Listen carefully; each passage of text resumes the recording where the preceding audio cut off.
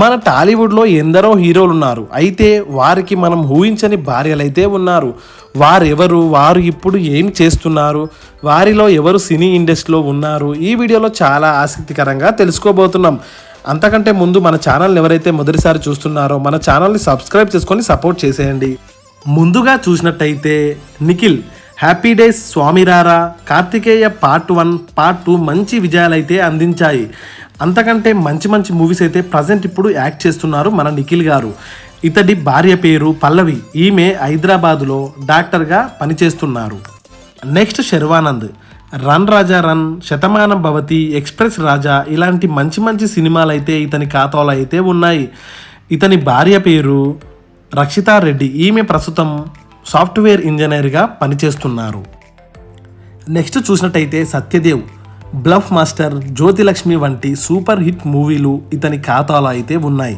సత్యదేవ్ భార్య పేరు దీపిక. అయితే సత్యదేవ్ మూవీలకి సత్యదేవ్కి కాస్ట్యూమ్ డిజైనర్గా వీరి భార్య దీపిక పనిచేయడం విశేషంగా మనం చెప్పుకోవచ్చు. నెక్స్ట్ అల్లరి నరేష్. అల్లరి, సుడిగాడు ఇతడు ఎన్నో మంచి కామెడీ మూవీస్లో నటించి ప్రేక్షకులను మెప్పించాడు. అదేవిధంగా ఉగ్రం, నాంది లాంటి సీరియస్ సినిమాల్లో కూడా నటించి మనల్ని మెప్పించడం అయితే జరిగింది. ఇతడి భార్య పేరు విరూప. ఈమె ప్రస్తుతం హౌస్ వైఫ్గా లైఫ్ లీడ్ చేస్తుంది. నెక్స్ట్ వరుణ్ తేజ్.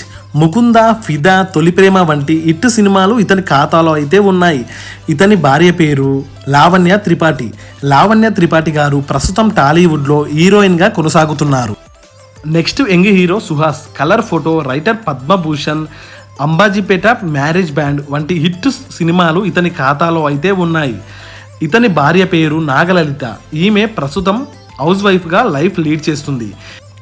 నెక్స్ట్ నితిన్. జయం, సై, ఇష్కు, గుండెజారి గల్లంతైందే వంటి సూపర్ హిట్ సినిమాలు మన నితిన్ ఖాతాలో అయితే ఉన్నాయి.